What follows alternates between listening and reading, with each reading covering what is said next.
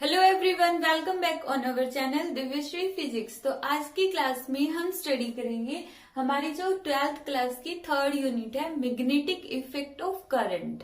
तो उस के एमसीक्यू देखेंगे। उसकी थ्योरी हम अभी कंटिन्यू कर रहे हैं हमारे लेक्चर्स के अंदर। तो अभी हम उसके एमसीक्यू देखते हैं। सबसे फर्स्ट क्वेश्चन है, a current of 0.1 ampere circulate around a coil of 100 turns. तो सबसे पहले जो न्यूमेरिकल्स होते हैं उनको सॉल्व करने का एक बहुत ही इजी सा वे क्या होता है, जो स्टेटमेंट है उस स्टेटमेंट को शुरू से पढ़ना स्टार्ट करो और जो जो टर्म्स दी हुई है उन सारी टर्म्स को राइट डाउन करो।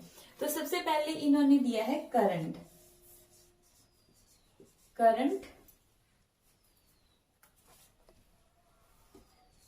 करंट की वैल्यू इन्होंने दे दी 0.1 ampere. Circulate around a coil of 100 turns. तो number of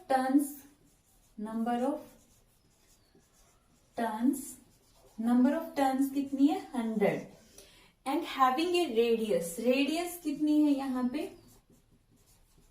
radius is equal to 5 centimetre. अब second important point, first important point तो क्या है कि जितनी भी टर्म्स दी गई हैं उनको शुरू से लिखना स्टार्ट कर दो। ठीक है। सेकेंड पॉइंट इंपॉर्टेंट क्या है कि जो उसकी यूनिट्स है वो साथ के साथ चेक करते चलो कि यहाँ पे करंट एम्पियर में है तो जो यहाँ पे रेडियस है उसको भी ऐसा यूनिट में कन्वर्ट करो। तो 5 सेंटीमीटर को हम कैसे लिख देंगे, 5 into 10⁻⁻2 metre. The magnetic field at the centre of coil. Magnetic field निकालनी है एक कॉइल के सेंटर पर, जैसे ये कॉइल हो गई है, ठीक है, इसके सेंटर पर हमें मैग्नेटिक फील्ड कैलकुलेट करनी है।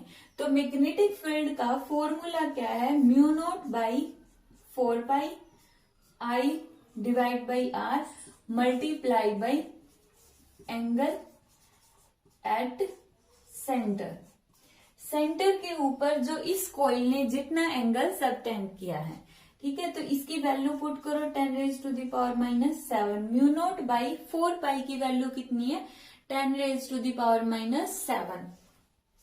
करंट कितना है 0.1। रेडियस कितनी है यहाँ पे 5 into 10⁻⁻2। Angle subtended at the centre. अब जो पूरी की पूरी कॉइल है यहां तक देखो, ये एंगल हो गया पाई 180, ये भी हो गया पाई, तो टोटल कितना हो गया एंगल 2 पाई हो गया। ठीक है। तो एंगल हो गया यहाँ पे 2 पाई। अब ये तो सिर्फ एक कॉइल ने एंगल बनाया है 2 पाई। यहाँ पे हमारे पास नंबर ऑफ टर्न्स कितनी है 100 टर्न्स है। तो 100 टर्न्स मिलकर कितना एंगल बनाएगी, तो मल्टीप्लाई में 100। ठीक है। यहाँ पे हम इसकी वैल्यू पुट करेंगे, पॉइंट हटाएंगे तो नीचे आ गया 10, तो यहाँ पे आ गया 2 डिवाइड बाई 5। इस 2 को और 5 को अलग लिख लिया हमने। फिर 10⁻⁻, यहाँ पर है -7, यहाँ पे क्या है -2, ऊपर गया तो +2, 0 से 0 कैंसल और एक ये तो +1 और मल्टीप्लाई बाई पाई की वैल्यू कितनी होती है 22/7, 22 डिवाइड बाई 7।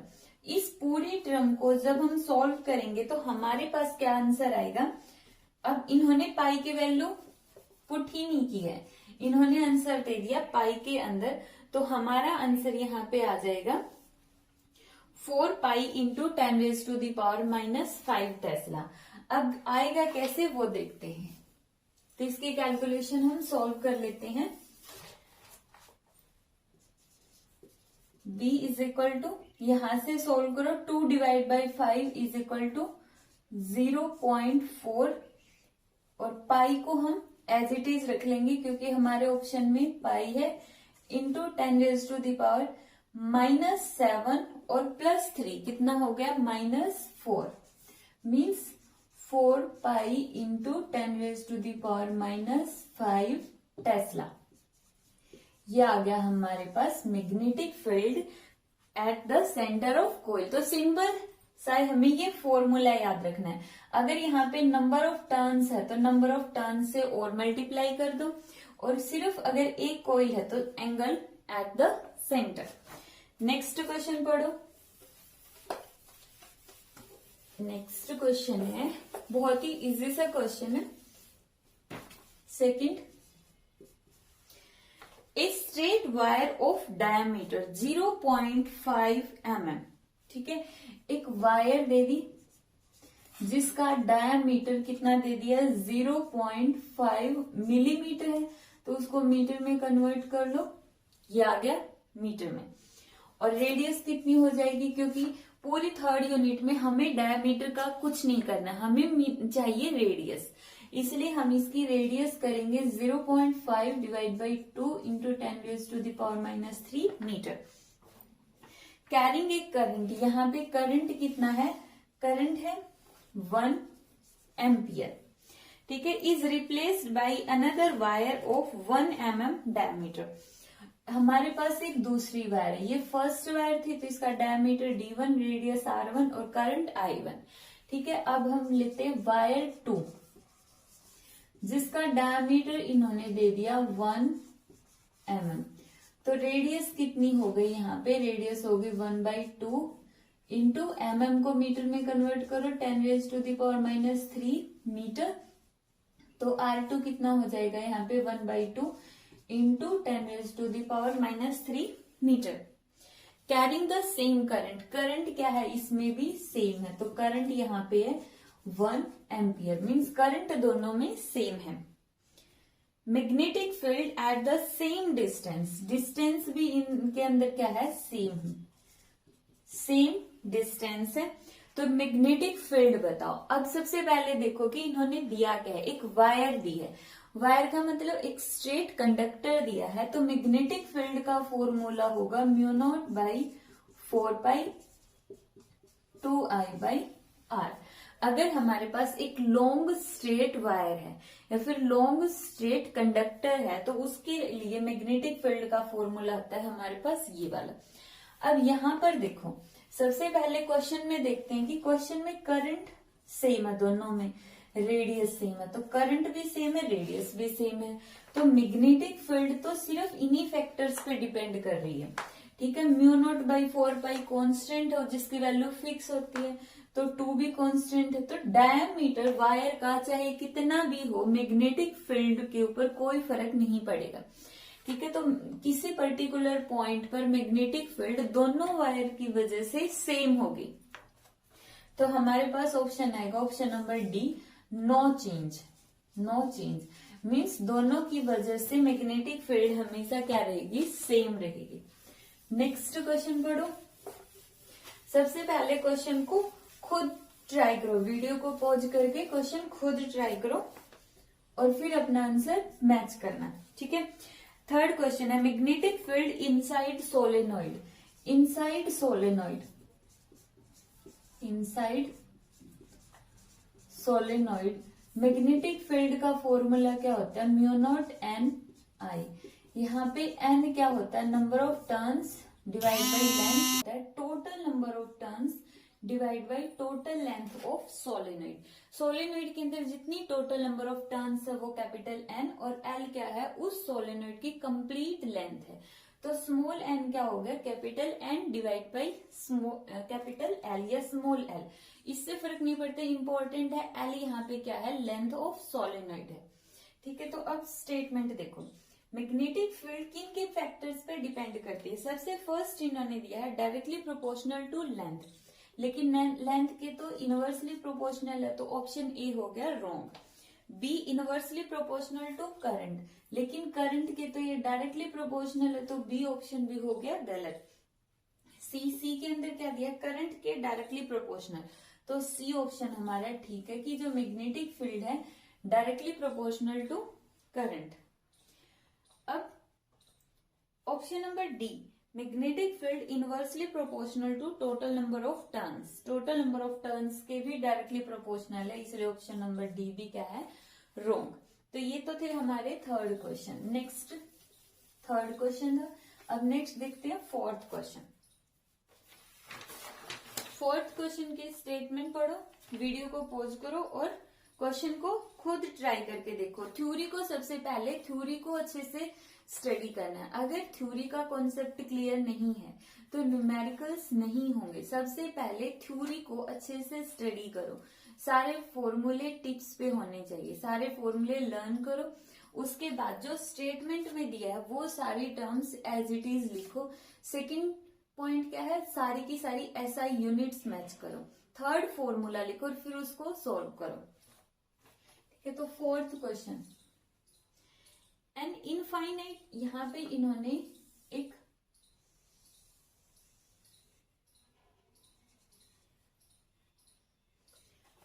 स्ट्रेट वायर दी है जिसमें करंट फ्लो हो रहा है I, एक स्ट्रेट वायर जिसमें करंट I फ्लो हो रहा है, और एक ये सर्कुलर वायर है जिसमें करंट I फ्लो हो रहा है। करंट दोनों में सेम है, I करंट फ्लो हो रहा है। एक सर्कुलर वायर है और एक स्ट्रेट वायर है। इस सर्कल की रेडियस है R। ठीक है, तो हमें इसके सेंटर के ऊपर, ये इसका क्या है सेंटर, इसके सेंटर पर हमें मैग्नेटिक फील्ड बतानी है दोनों की वजह से, इस स्ट्रेट वायर की वजह से भी और इस सर्कुलर कॉइल की वजह से भी हमें मैग्नेटिक फील्ड कैलकुलेट करनी है। तो सबसे पहले हम देखते हैं due to straight wire, due to straight wire है, due to straight conductor, magnetic field का फॉर्मूला μ0/4π2I और इनके बीच की डिस्टेंस है R। अब मान लो इसको हम लिख लेते हैं वायर की वजह से, BW मीन्स वायर की वजह से। फिर due to circular coil, simple coil भी लिख सकते हैं, सर्कुलर कॉइल की वजह से क्या होगा BC। फॉर्मूला क्या होगा μ0/4πI/R और multiply by angle subtended by the coil eight the centre. पूरी कॉइल ने सेंटर पर कितना एंगल बनाया 2π का। ठीक है, दो मैग्नेटिक फील्ड हो गए। अब क्या हम दोनों को ऐड कर देंगे या क्या होगा, तो उसके लिए हमने अपने प्रीवियस लेक्चर्स के अंदर जो हमने थ्योरी की थी उसमें हमने सारे रूल्स स्टडी किए थे, और उन रूल्स में एक रूल आता था राइट हैंड पाम रूल। ठीक है, तो उस राइट हैंड पाम रूल का जिसका लिंक डिस्क्रिप्शन बॉक्स में भी मिल जाएगा। पहले उस रूल को अच्छे से समझो, उस रूल के बगैर इस यूनिट की थ्योरी और न्यूमेरिकल्स नहीं होंगे। ठीक है, पाम रूल देखते हैं। पाम रूल के अंदर वही दोबारा से बता रही हूँ कि मोस्टली स्टूडेंट्स गलती क्या कर देते हैं, इस हाथ में पेन होने की वजह से अपना वो ये वाला हैंड उठा के अप्लाई करेंगे। तो ध्यान रखना, यहाँ पे हमें जिस हाथ से हम लिखते हैं ना राइट हैंड, उसी से रूल अप्लाई करना है। थंब को हम करंट की डायरेक्शन में रखेंगे और जो फिंगर है, फिंगर को वहां पे करो जहां पे हम मैग्नेटिक फील्ड निकालना चाहते हैं। जैसे अब मेरी फिंगर्स सबकी तरफ, आप सबकी तरफ, अब मेरी फिंगर्स मेरी तरफ है, अब लेफ्ट साइड में है, अब राइट साइड में। ठीक है, इस साइड लेफ्ट होगा और इस साइड राइट होगा। ठीक है, जो भी है। अब यहाँ पर देखो करंट की डायरेक्शन हो गई थंब की तरफ और फिंगर किसकी तरफ है, इसके सेंटर की तरफ। तो जो मेरी पाम है वो कहाँ पर है, बाहर की तरफ, बोर्ड से बाहर की तरफ है, आउटवर्ड है।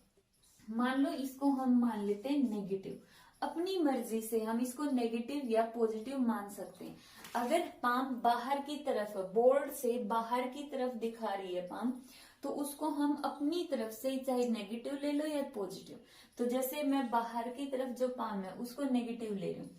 अब यहाँ पर देखो जो सर्कुलर कॉइल है, सर्कुलर कॉइल के अंदर करंट फ्लो कर रहा है, तो मैग्नेटिक फील्ड की डायरेक्शन के लिए हम क्या करते हैं, राइट हैंड थंब रूल का यूज। तो राइट हैंड थंब रूल के अकॉर्डिंग क्या होता है, फिंगर्स को करंट की डायरेक्शन में, थंब हमारा मैग्नेटिक फील्ड को रिप्रेजेंट करेगा। तो फिंगर्स करंट की डायरेक्शन में, थंब गया बोर्ड के अंदर। अंदर का मतलब अब हम पॉजिटिव ले लेते हैं।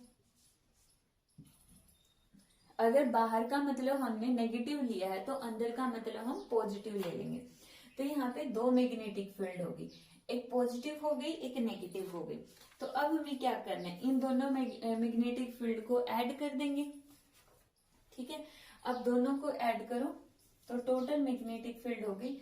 दोनों में से कॉमन क्या निकल रहा है, μ0/4π, अंदर क्या बच गया I/R, और 2 भी है दोनों में तो 2 कॉमन, 2I/R। यहाँ पे तो बच गया सिर्फ 1 और वो भी नेगेटिव का, क्योंकि यहां से हमने क्या लिया है, पूरी की पूरी टर्म बाहर आ गई, म्यू नॉट बाई 4 पाई दोनों के अंदर है, बाहर ले लिया, आई बाई आर दोनों के अंदर है, बाहर ले लिया, 2 भी दोनों के अंदर है, बाहर ले लिया।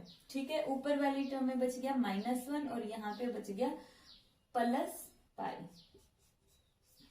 पाई। 2 से 4 कैंसिल, तो यहाँ पे कितना आ गया, 2 आ गया।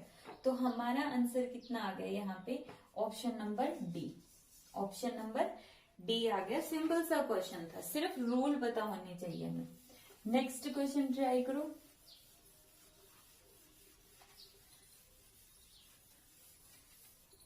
जब तक क्वेश्चंस को खुद सॉल्व नहीं करोगे न्यूमेरिकल्स नहीं होंगे। न्यूमेरिकल से डरने की रिक्वायरमेंट नहीं है, ऐसा नहीं कि न्यूमेरिकल देखते ही डर जाओ कि ये तो हो गई नहीं, मुझसे तो न्यूमेरिकल होते ही नहीं है। सबसे पहले जो न्यूमेरिकल्स हैं उसके लिए थ्योरी पढ़ो और फिर आराम से न्यूमेरिकल सॉल्व करने की कोशिश करो। 1-2 बार नहीं होगा, फिर धीरे धीरे सॉल्व होने लग जाएंगे। बट बजाय की सॉल्यूशन देखने के डायरेक्ट, सबसे पहले न्यूमेरिकल को खुद ट्राई करो। ठीक है, नेक्स्ट क्वेश्चन है 5th। Magnetic field at the center of a coil in form of a sphere of side 4 cm carrying a current of 5 ampere is। ठीक है, हमारे पास क्या है, एक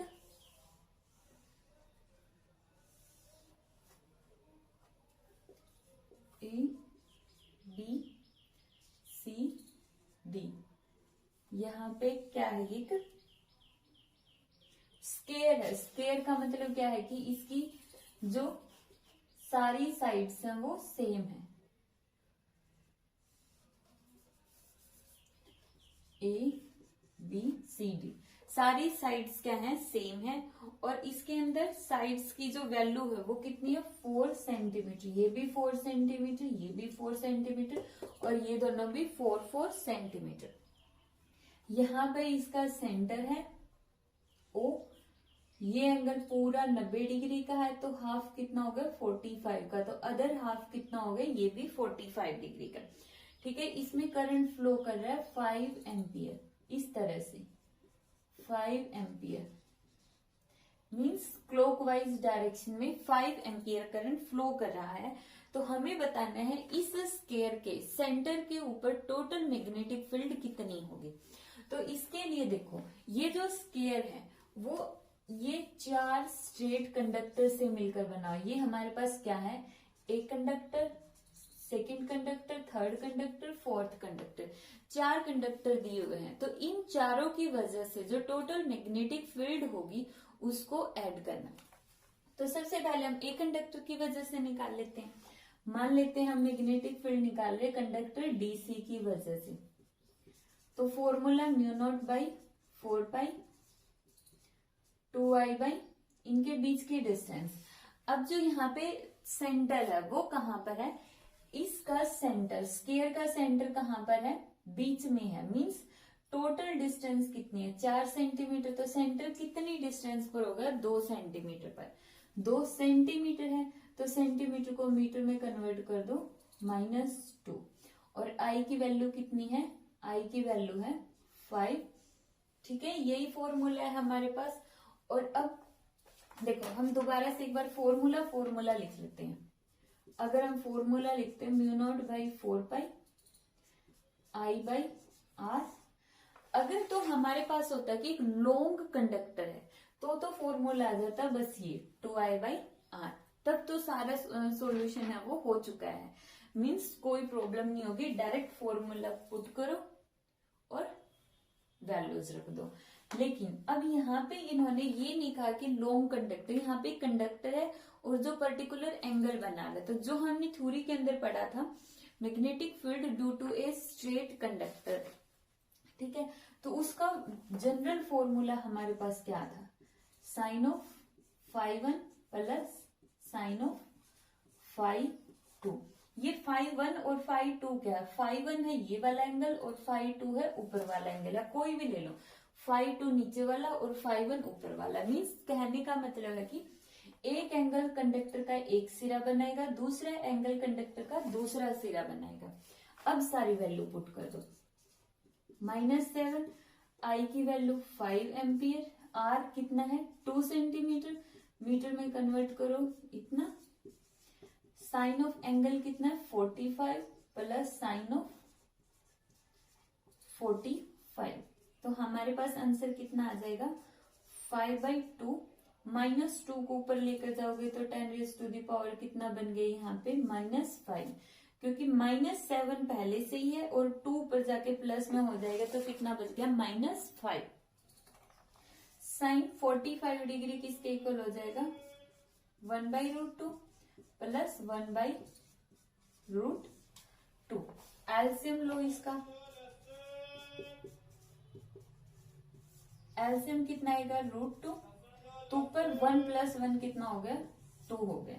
ठीक है, अब इसको हम सॉल्व करेंगे और वैल्यू निकाल लेंगे। ठीक है, इसकी कोई वैल्यू आएगी, कुछ भी आगे, मान लो b आगे, सॉल्व कर लेना इसको और वैल्यू कैलकुलेट कर लेना।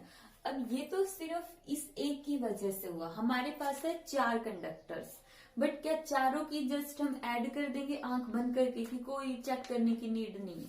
तो सबसे पहले चेक करो, अब मैंने ये कंडक्टर लिया है, इस कंडक्टर की वजह से जो मैग्नेटिक फील्ड चेक करो कि सेंटर पर कौन सी डायरेक्शन में होगी, थंब को करंट के डायरेक्शन में, फिंगर किसकी तरफ है, फिंगर है सेंटर की तरफ, हो गया।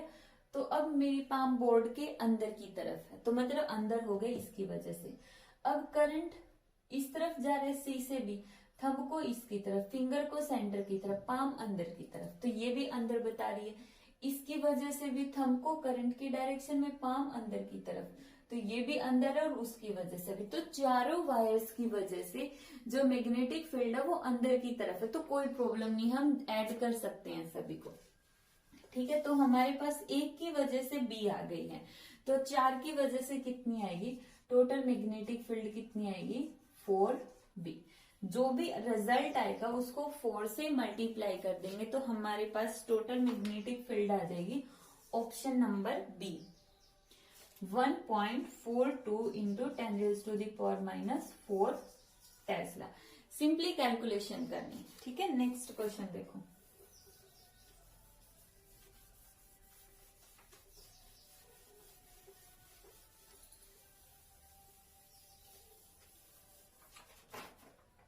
नेक्स्ट क्वेश्चन है क्वेश्चन नंबर 6।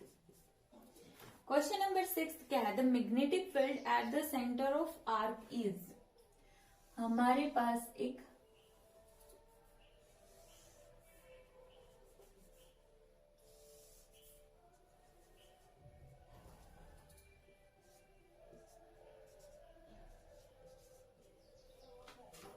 यहाँ पे ये डिस्टेंस है 5 सेंटीमीटर, मीटर में कन्वर्ट कर लो, 5 इंटू 10⁻⁻² मीटर, एंगल है 90 डिग्री।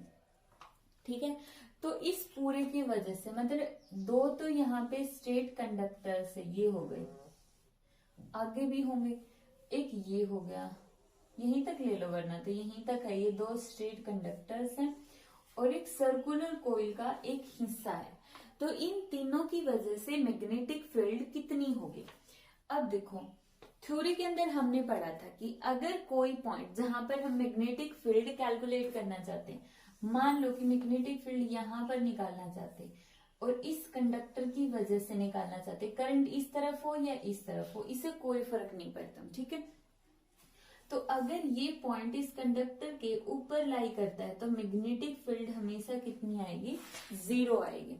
क्या कॉन्सेप्ट है, अगर जिस भी पॉइंट पर हम मैग्नेटिक फील्ड कैलकुलेट करना चाहते हैं वो पॉइंट उस कंडक्टर को आगे बढ़ाने पर उसी कंडक्टर के ऊपर लाई करता है तो उसकी वजह से उस पे मैग्नेटिक फील्ड है 0। जैसे जैसे एक तरह से क्वेश्चन ये है कि ये पोर्शन है, यहाँ पे कितना एंगल बना रहा है, ठीक है, कितनी मैग्नेटिक फील्ड प्रोड्यूस कर रहा है। तो ये एक स्ट्रेट कंडक्टर, इसको आगे बढ़ाएंगे तो ये पॉइंट आ गए इसके ऊपर, तो इसकी वजह से मैग्नेटिक फील्ड हो गई 0। अगर मैं इस कंडक्टर को आगे बढ़ाऊं तो ये भी पॉइंट, ये पॉइंट इस कंडक्टर के भी ऊपर आ गया, तो इस कंडक्टर की वजह से भी मैग्नेटिक फील्ड हो गई 0। बच गया सर्कुलर कॉइल का ये वाला हिस्सा। अब सर्कुलर कोई चाहे वो पूरी हो या फिर हाफ हो या उसका कोई 1/4 पार्ट हो, कितना भी पार्ट हो, उसकी वजह से मैग्नेटिक फील्ड का फॉर्मूला बनेगा mu naught by 4 pi I by R angle subtended at the centre. Centre के ऊपर कितना एंगल बनाती है, तो म्यू नॉट बाई 4 पाई की वैल्यू 10⁻⁻⁷, करंट कितना है 3 एम्पियर, आर कितना है रेडियस 5 × 10⁻⁻², एंगल सबटेंडेड कितना है, एंगल सबटेंडेड है 90 डिग्री। अब 90 डिग्री को हम डायरेक्ट नहीं लिखेंगे, 90 डिग्री को हम रेडियन के अंदर कन्वर्ट करेंगे। तो 90 डिग्री को रेडियन में कन्वर्ट करने के बाद कितना आ गया π/2, π/2।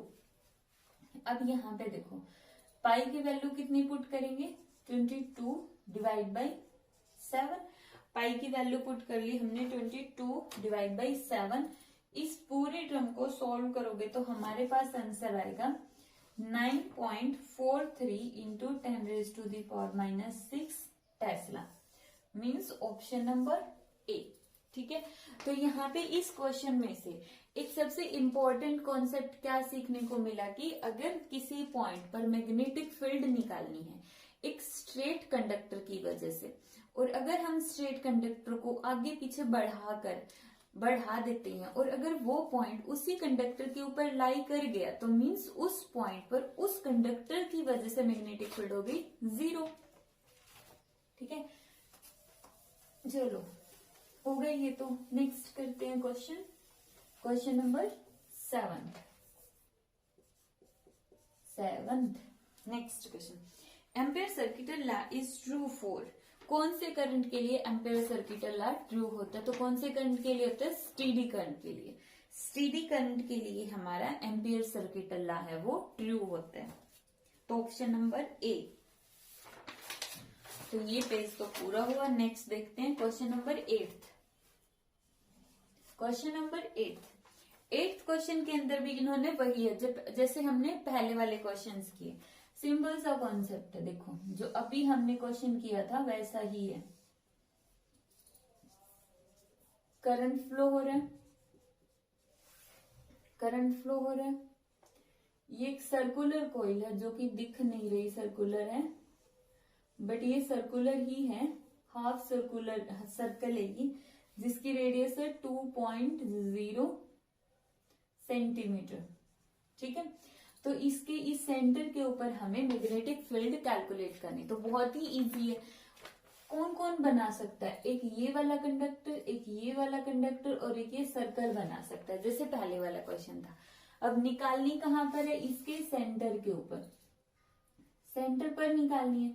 अगर हमें सेंटर पर मैग्नेटिक फील्ड निकालनी है तो सबसे पहले इस कंडक्टर को आगे की तरफ बढ़ा दो। अब देखो ये पॉइंट इस कंडक्टर के ऊपर ही लाई कर गया, तो इसका मतलब इस कंडक्टर की वजह से मैग्नेटिक फील्ड हो गई 0। अब इस कंडक्टर को भी बढ़ा दो तो ये पॉइंट इस कंडक्टर पे भी लाई कर गया, तो इसका मतलब इसकी वजह से भी मैग्नेटिक फील्ड 0। अब बच गया सिर्फ ये सर्कुलर कॉइल, तो फॉर्मूला पुट करो mu naught by 4 pi I by R multiply by angle कितना हो जाएगा पाई। ठीक है, एंगल कितना हो जाएगा पाई, क्योंकि हाफ सर्कल है, तो आ गया पाई। वैल्यू पुट करो 10⁻⁻⁷। करंट की वैल्यू कितनी दी है इन्होंने, करंट दिया 12 एम्पियर। ठीक है, रेडियस 2 सेंटीमीटर, 2 सेंटीमीटर मीन्स 10⁻⁻², और पाई की वैल्यू कितनी होगी 22 डिवाइड बाई 7। कैंसल आउट कर दो तो कितना आ गया 6, और यहां से 6 दूनी 12, 12 और 1 13 मल्टीप्लाई बाई 10⁻⁻⁵। -2 को ऊपर लेकर जाएंगे तो कितना बच गया -5। इसको फर्दर सॉल्व कर दो, सॉल्व करेंगे तो हमारे पास आंसर आएगा 1.89 into 10⁻⁻⁴ Tesla, means option number A option हमारे पास आ गया। नेक्स्ट क्वेश्चन, अगर क्वेश्चंस में से कहीं पे भी कोई डाउट आता है तो you can ask in the comment section, comment section में कमेंट कर सकते हो, आपको उसका आंसर मिल जाएगा। नेक्स्ट क्वेश्चन, नाइन्थ क्वेश्चन है, if a current carrying long solenoid the magnetic field produce does not depend upon. अब सोलेनोइड वाला वही क्वेश्चन है जो फॉर्मूला हमने पढ़ा था, mu naught N I, small N को हम लिखेंगे capital N divide by L this. यहाँ पे जो मैग्नेटिक फील्ड है किसके ऊपर डिपेंड नहीं करती है, number of turns per unit length पे डिपेंड करती है, करंट पे डिपेंड करती है। इन्होंने ऑप्शन नंबर सी देखो दिया, सी में दे दिया रेडियस ऑफ सोलेनोइड, लेकिन रेडियस ऑफ सोलेनोइड पर मैग्नेटिक फील्ड डिपेंड नहीं करती है, तो हमारा आंसर आ जाएगा option number C. Next question, a charged particle is moving with velocity v। कोई भी चार्ज्ड पार्टिकल दे दिया जो v वेलोसिटी के साथ मूव करता है, the force on particle will be maximum. Particle पर फोर्स मैक्सिमम कब होगा, फोर्स का फॉर्मूला क्या होता है, क्यू, फर्स्ट लेक्चर में ही हमने पढ़ा था, Q V B sine theta. तो फोर्स मैक्सिमम कब होगा, जब साइन थीटा मैक्सिमम होगा। थीटा किस किस के बीच में होता है, v और b के बीच में, इसको हम ऐसे लिखते हैं ना, v क्रॉस b, तो थीटा एंगल इन दोनों के बीच में है। और साइन थीटा मैक्सिमम कब होगा, जब थीटा कितना होगा 90 डिग्री। ठीक है, तो कोई भी चार्ज्ड पार्टिकल अगर मैग्नेटिक फील्ड में मूव कर रहा है तो उस पार्टिकल पर मैक्सिमम फोर्स कब लगेगा, जब वो पार्टिकल मैग्नेटिक फील्ड के साथ 90 डिग्री का एंगल बनाता हुआ मूव करेगा। तो हमारा ऑप्शन नंबर आ गया ए। नेक्स्ट क्वेश्चन, और आज का हमारा लास्ट क्वेश्चन है,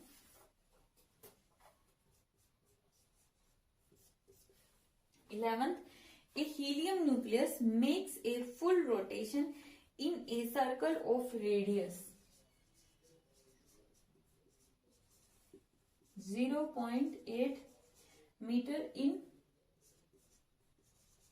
टाइम कितना दे दिया 2 second. The value of magnetic field, magnetic field की वैल्यू बताओ at the centre of circle. ठीक है, फॉर्मूला वही है, B इज इक्वल टू, यहां पे लिख लेते हैं हम, B is equal to mu naught by 4 pi I by R और मल्टीप्लाई बाई एंगल। सारी चीजों की वैल्यू है, इसकी भी वैल्यू है, R की भी वैल्यू है, 2 पाई की भी वैल्यू, लेकिन करंट कहाँ है ही नहीं, तो निकालना पड़ेगा। करंट का फॉर्मूला क्या होता है, charge divide by time. Charge किसके इक्वल होता है, N E, according to law of quantization T. अब इन्होंने देखो स्टेटमेंट में क्या दिया, हीलियम का न्यूक्लियस, हीलियम का न्यूक्लियस के अंदर क्या होते हैं, हीलियम के न्यूक्लियस में क्या होंगे बताओ, 2 प्रोटॉन और 2 न्यूट्रॉन। न्यूट्रॉन पर कोई चार्ज होता नहीं है तो 0, प्रोटॉन बच गए, तो एन की जगह 2 प्रोटॉन है और प्रोटॉन पर चार्ज है 1.6 इंटू 10⁻⁻⁻19 और टाइम दे दिया 2 सेकेंड का, 2 से 2 कैंसिल, तो करंट कितना हो गया 1.6 इंटू 10⁻⁻19 एम्पियर। ठीक है, अब सारी वैल्यूज पुट करो, यहां पे पुट करते हैं हम, B इज इक्वल टू, अब इन्होंने देखो वैसे तो हम कैलकुलेशन अपनी मर्जी से कर सकते हैं, लेकिन हमें क्या करना, ऑप्शनल, अगर ऑप्शनल टाइप क्वेश्चन है तो हमें ऑप्शन को मैच करना पड़ेगा। तो उसके लिए देखो हम क्या करेंगे, ऑप्शन के अंदर तो इन्होंने हर एक ऑप्शन में म्यू नोट दिया है, तो म्यू नोट को हमें रखना है, तो इसके लिए हमने पाई से पाई कैंसिल, 2 से 2 कैंसिल, तो कितना बन गया म्यू नोट डिवाइड बाई 2। आई की वैल्यू कितनी आ गई हमारे पास 1.6 इंटू 10⁻⁻19 और आर कितना है रेडियस 0.8, पॉइंट से पॉइंट कैंसिल, 8 दूनी 16, 2 से 2 cancel. B is equal to कितना आ गया म्यू नोट इंटू 10⁻⁻19 टेस्ला। ये आ गया हमारे पास ऑप्शन नंबर ए। ठीक है, और इसी के साथ ही हमारे जो ये मैग्नेटिज्म का पार्ट 1 के अंदर न्यूमेरिकल कंप्लीट हो गए। तो नेक्स्ट लेक्चर के अंदर हम इसके नेक्स्ट एमसीक्यू लेकर आएंगे। तब तक के लिए इसकी थ्योरी को दोबारा से अच्छे से रिवाइज कर लेना, सारे फॉर्मूलों को लर्न कर लेना। ठीक है।